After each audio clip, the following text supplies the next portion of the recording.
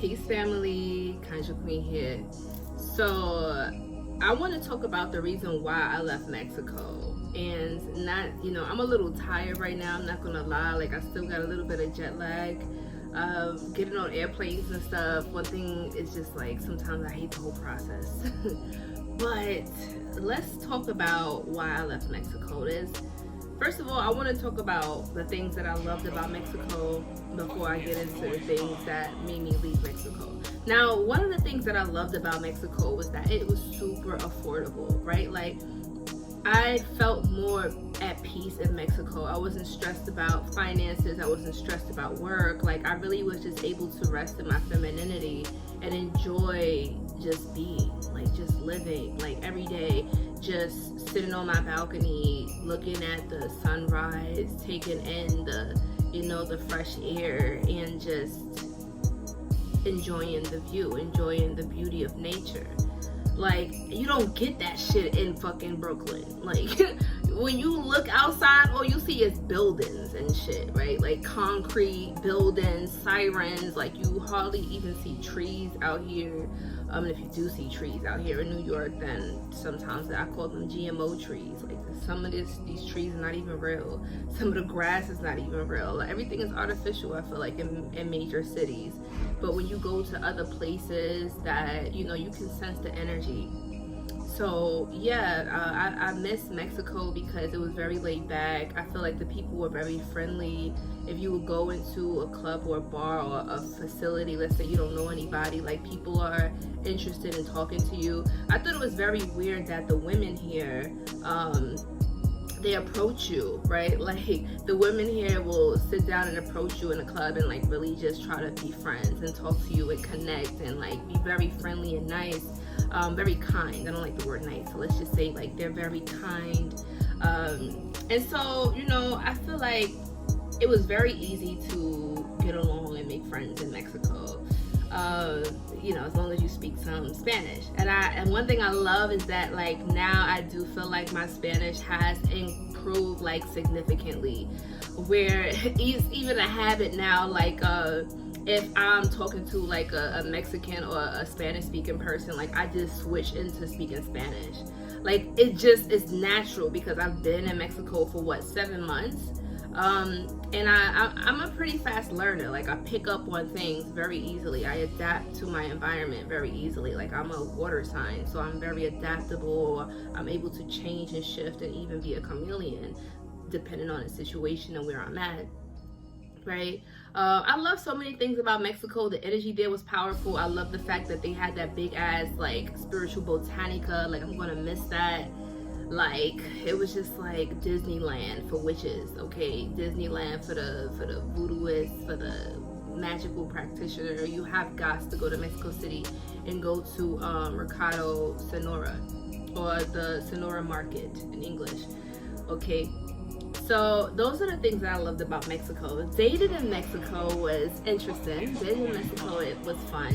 I definitely feel like the men in Mexico are very passionate in that, when they really want you, it's nothing that's going to get in the way. Like, they will bring flowers, gifts, like, they'll wine and dine you, take you to fancy places. Like, they just know how to spoil a woman, especially if you're a morena. Like, for some reason, black girls are exotic out there.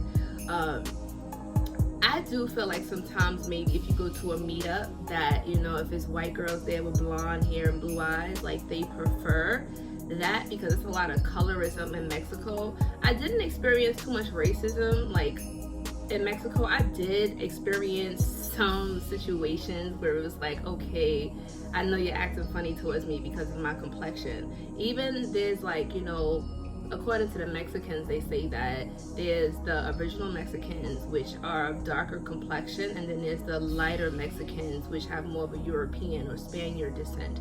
And there was a local Mexican telling me this. Like, he was telling me that, it's a lot of classism and colorism in Latin America, and it never really changed. They just kind of, like, act like it's not there, but you can kind of see it. Not even kind of, you can see it. Everybody that's, like, in the media, on posters, on TV, like major TV shows and stuff, you just see, like, very pale white looking Mexicans. But then it's like, you know, when you go to the restaurants, you look in the back and you see who's cooking in the back, and it's like people who look like my complexion. Okay. So yes, they have black Mexicans that look like me, and then they have whiter Mexicans that look more on the European side. Okay. So let's talk a little bit about why I left. Okay. There were different reasons why I left Mexico. Which reason? Okay. So understand that these are my personal experiences, and everybody's experience is different, right? I just feel like because I grew up in New York, like I grew up with Hispanic people right next door to me. Like I'm so accustomed to like Spanish music, Hispanic culture, like Latin culture, that, you know, going to Mexico wasn't really a big change for me. It just kind of felt like, you know, it was another New York, but just everybody speaks Spanish and there's no black people, but just, you know, Mexicans.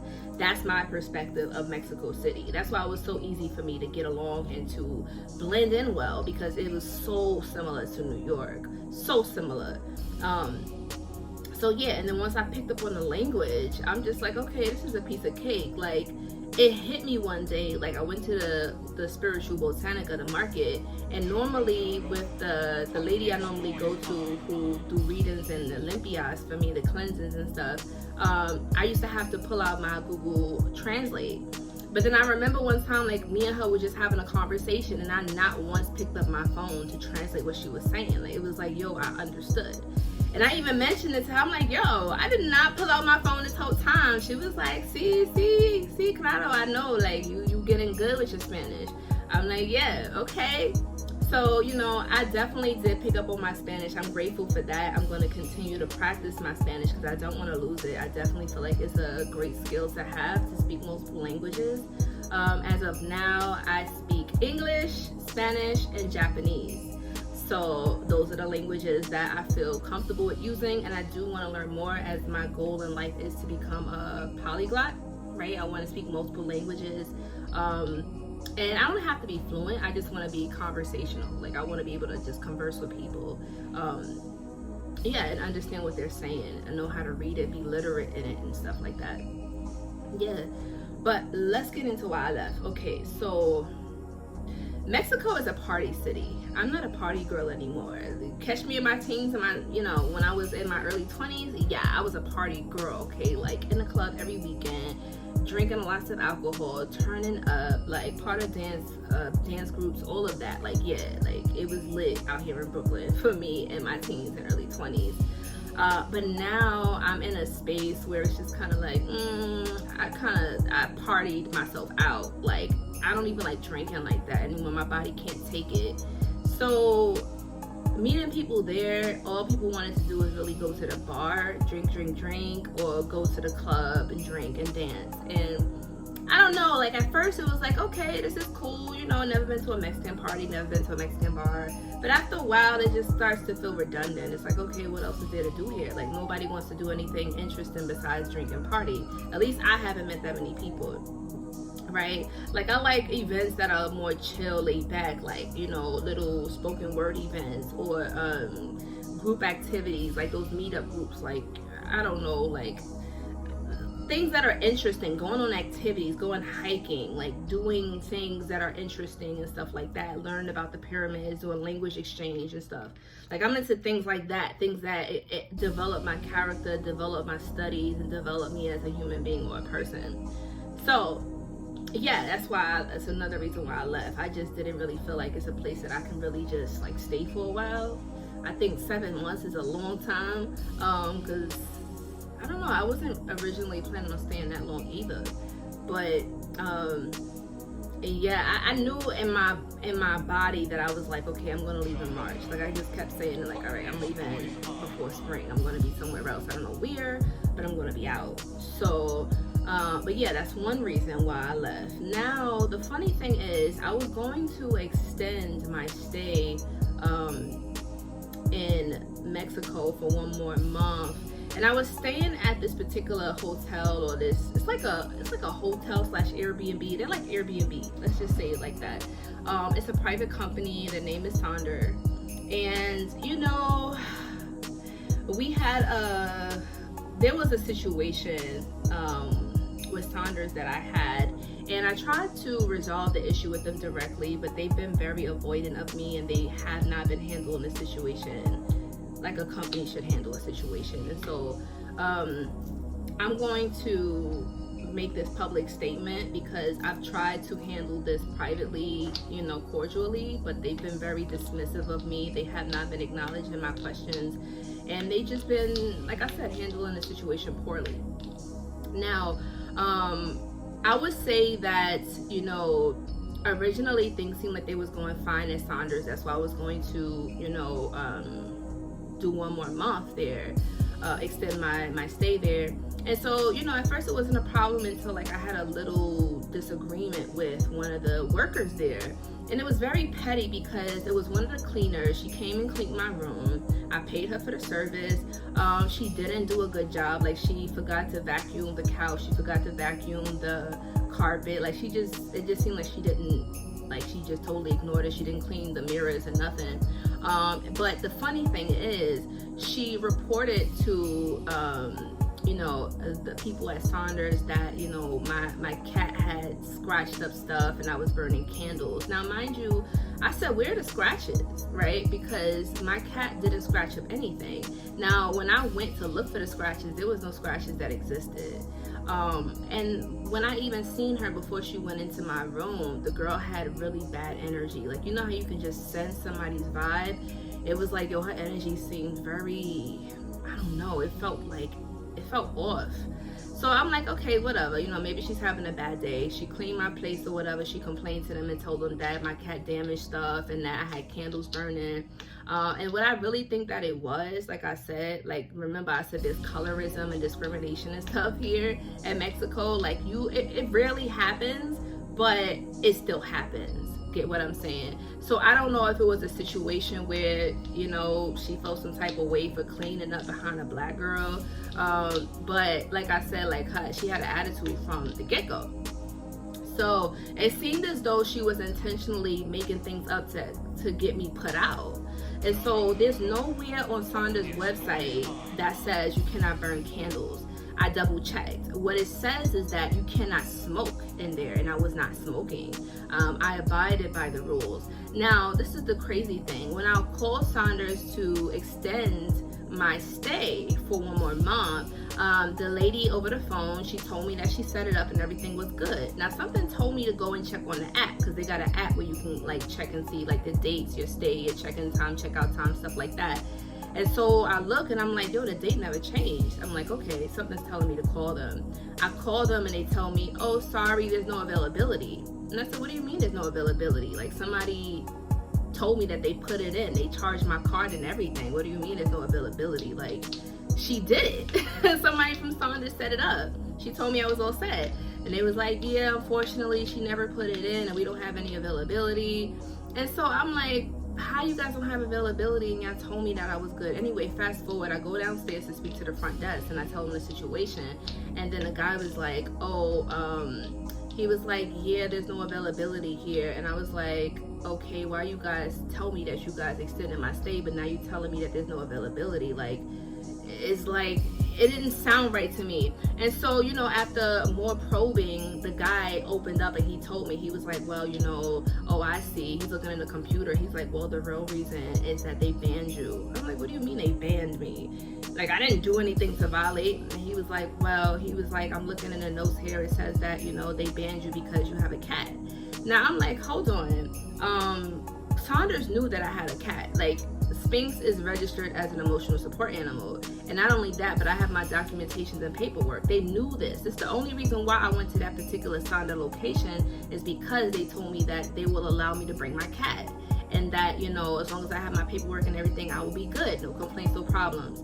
When a guy told me about what the cleaner lady complained about, like, oh, the cat and the candles, I asked him, I said, is this going to be a problem? He said, no, it's not a problem. He says, it's not going to be a problem. Everything's fine. Don't worry about it. But then you go behind my back and ban me without letting me know and lied. Saunders lied to me and said that they didn't have availability. And then when I asked them why did they ban me, they told me that they can't tell me why they banned me. And I said, okay, this doesn't make sense. I get into a disagreement with the girl who, you know, after the girl cleaned, and I told them that, like, look, like, this girl lied. She lied on me. I have videos, footage, and proof. Like, my cat did not destroy anything. Like, I make sure that I record everything and take pictures and videos and stuff like that for stuff that happens like this. So this lady lied on me, and what it seems as though they took her side, right? Like, I don't know if it's a thing. One thing I noticed, and this might sound a little bit discrimination, but I noticed that Hispanic people stick together, like Mexicans stick together. Like, think about it. If I'm complaining about a Mexican girl who cleaned my room, and everybody in the building is Mexican and white, and I'm the only black girl, they didn't want me there. Like, you know, when you feel like you're not wanted, like, I'm not gonna stay somewhere I'm not wanted. Like, at first I was heated, because I'm like, yo, how y'all gonna ban me? I've never been banned from a place. Like, I've never acted out, you know, been disrespectful, vandalized. I've never did nothing like that. Like, I follow the rules. I respect places that I go to. Like, that's why it was very far-fetched to me. And so when I reached out to Saunders and I told him, I said, listen, like, I've been trying to reach out to the supervisor, Jose, and he's been telling me he's going to reach out to me. He never did. Like, everybody was avoiding me. They was giving me the runaround. Nobody had answers for me. They was pretty much telling me, like, yo, fuck you. We don't want you here, black girl. Go somewhere else. Like, that's what it seemed like to me. And, you know, I try to look at things from a positive perspective, because I'm like, you know what? Maybe the universe is just redirecting me, because I'm not supposed to be here right now. Like, I've been saying that I wanted to leave Mexico in March. And so, you know, the original date to leave was March 1st. So I'm like, you know what? Instead of me looking at this being upset, trying to fight against this, maybe this is something that's out of my power that's making me leave. And so, you know what? I said, all right, cool. You know what, Saunders? You don't want to handle this appropriately. The supervisors don't want to help me. Nobody want to tell me why I'm banned. I feel like it's some foul play going on. I don't know if this is racism, discrimination. They denied it, but then they said they can't tell me why. So I'm like, all right, cool. Like, I just took that L. I'm like, all right, no problem. I'll be out of here March 1st. Say no more. I could have went to another place, and you know, stayed in Mexico longer. But I felt like this was a sign from the universe saying, like, girl, it's time to leave Mexico. This chapter is done. It's closed. Like, there's nothing else here for you.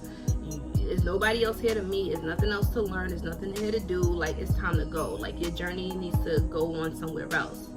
And so once I got that download, I'm like, all right, cool. Say no more, spirit.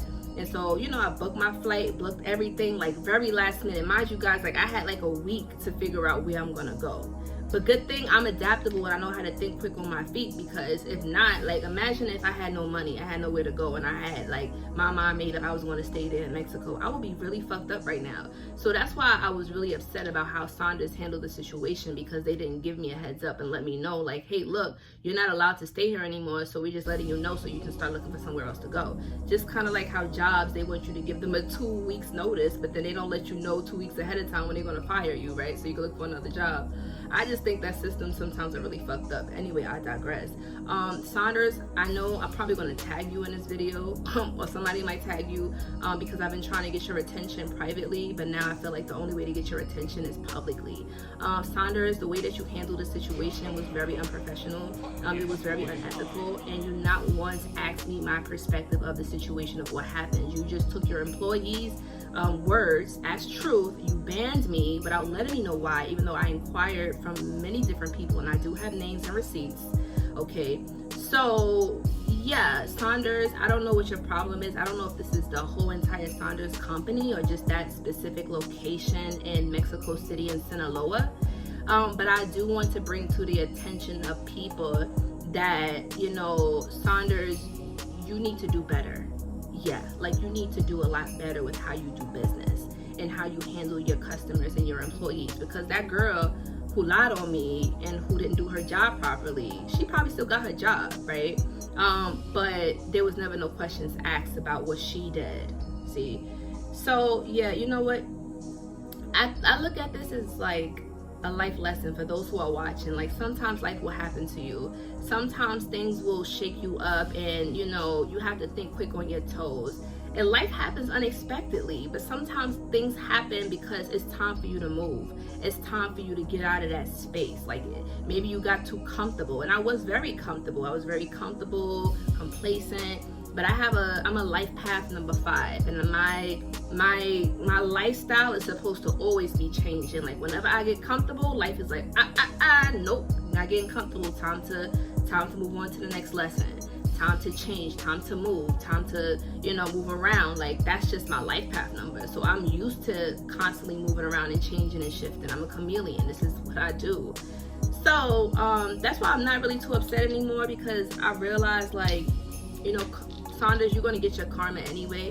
Like whenever companies or people do me wrong, like let's just say they get handled. So I'm not worried about that. But yeah, so right now I'm in New York and I am excited for my new journey. I do plan on doing more videos and, showing you guys probably some things I do in my hometown. I always talk about how spiritual and magical New York is. So yeah, I'll probably be talking a little bit about that until I take my next journey to another country. Like I said again, I'm gonna leave that as a surprise until everything is solidified, because I'm superstitious and I do believe in evil eye and people with negative energy. So I don't want nothing getting in the way of my trip or my travels. So you will find out where I'm going when I get there. Okay. But yeah, I would say, if you're going to go to Mexico, enjoy Mexico. I wouldn't do Sonder, okay? Because you don't want the same situations that happen to you that happened to me. But it's up to you where you want to stay, just ask yourself, like, is this company going to be ethical? Is this landlord going to be easy to work with, or are they going to be difficult, right? Like, it's just so many things that go into moving, especially in another country. I know it's a big deal for some people. To me, at this point, like I said, like I'm very spontaneous, so like I figure shit out when I get there. Yeah, it's much easier for me that way. But I think that's pretty much it. I think that's pretty much what I wanted to say about Mexico. Mexico, I have learned so much. I've learned about different magical things. I learned about spiritual paths. I learned about the history of Mexico. Like, I had an amazing tour guide before I left Mexico. Like, when I found out I had to leave, I'm like, all right, let me just visit the pyramids and the temples and stuff I need to see before I dip. And I happened to find like an amazing tour guide. Like, it was other people on the tour, but this Mexican guy was like, he was interested in me. He like literally left the rest of the group and he was just like walking and talking with me, telling me like what things are and telling me the history. And he's a black Mexican, so he was telling me like the original Mexicans, what they look like, what their history was. He was telling me like, like we had plumbing systems, we had like advanced technology before the Europeans came here. He said when the Europeans came here, they fucked up everything. They fucked up our systems. That's why he said it was a big famine and sickness, because the Europeans didn't know how to work the lands, how to work the technology. He was telling me how they built those pyramids. He was like, listen, he was like these Europeans came over here saying like, they think that we built this from brick. He was like, our kids can make bricks. He said, that's easy. He was like, the real technology is this. And he started pointing to the crystals. He was like, crystals, minerals and stuff, that's the technology that we use in order to build these great pyramids and temples. He was breaking everything down to me, the science. He was talking about the different gods, how to work with them. Like, this guy was heavy into metaphysics and the occult. And I think he knew that I was too. It's like a knowing. It's like when you see somebody else who's a practitioner or a magical person or a high vibrational being, an advanced being, you instantly can feel their aura. And I think what he felt was, damn, okay, she's into something deeper than just the superficial shit of Mexico. She wants to know more. Like, he was telling me this amulet that he had. Oh my God, I probably will put a clip or something in the video, but it was called a quinset, something. I don't know. It looked like a 4-leaf clover. When I look at my notes, I'll put it in. But like I said, I'm tired, you guys, but I wanted to do this video because I know if I don't do it now, I probably won't do it. So yeah, he was just breaking down the science of everything to me, the history of Mexico, spirituality of Mexico, amulets. He was telling me the power of obsidian, what they used to use obsidian for, jade. And it's crazy because I noticed that when you study Eastern spirituality and philosophy, and then you look at certain things in like Black culture or, the indigenous people of the Americas. Like, you go, the deeper in history you go, it's like the darker the people get, the darker the history gets. Like, that's why I feel like they want to keep us away from the dark, because they don't want you diving deep. They want you to stay surface level where the light can touch. But you got to go beneath the surface where the light doesn't touch, and that's where the darkness is. That's where the truth is. That's where light has not manipulated the truth. Remember, light is an illusion, right? Like, they say that the two eyes, they lie to us, and the two eyes can only see the spectrum of light, a certain spectrum of light, and in that spectrum of light is illusions or delusions. So if that is the case, then we have to know how to look beyond the physical eyes, with our third eye and our intuition. And that's what the guy was talking about to me. Like I said, because I'm on my spiritual journey, I just happen to meet people like this all the time. Like, people be like, yo, how you be meeting these mystics and stuff on your journeys? And my thing is, I feel like your vibe attracts your tribe. And if you are seeking truth and philosophy, spirituality, whatever it is you're looking for, understand that it is also looking for you. So if you're thinking about becoming a spiritual nomad, if you want to travel the world and you want to really see these wonders for yourself, I would say there's things that a textbook can't teach you. There's things that our parents and society and other people cannot teach you. There's things that you can only experience and learn when you go to a physical place. There's things that you can only see and learn when you go to a physical place. And this is also talked about in The Essential Guide to the Left-Hand Path by Uncle Setnock. It's a really great book. The link is in my Amazon store. I dropped the link below. But yeah, you know, we're already 26 minutes in, so I don't want this video to be too long. It's already long, but that's the reason why I left Mexico. It was time for me to go. Everything was telling me to go, and not to mention the same freaking day that I left, Mexico had like 3 earthquakes, like the March 1st, 2nd, and 3rd, back to back to back. And I felt like something big was coming, you know. So I don't know if something was moving me away from Mexico because something's about to hit Mexico. I hope that's not the case. But I do realize that, and I've noticed this a lot, that when there's some type of a catastrophe in a place, it always happens right before, well, right after I leave. Right after. This happened in Japan when I was studying abroad. There was a big ass earthquake that hit the same space I was staying at in Chiba. This also happened in New Orleans when they had that really bad hurricane that knocked the power out and everything. Like, at that time, I had just left New Orleans, moved out.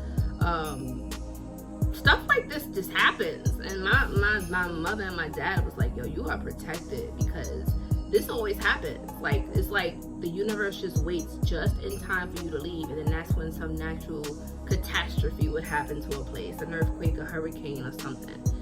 So that's the reason why I travel the way I do. I just walk with confidence. I know that I have, you know, a countless amount of spirits that walk with me, and I'm not afraid of anything. I'm not afraid of death. Like, I'm a necromancer. I talk to the dead all the time. So I know what lies beyond the physical. I know, like, what happens when you die. I've died before and I came back.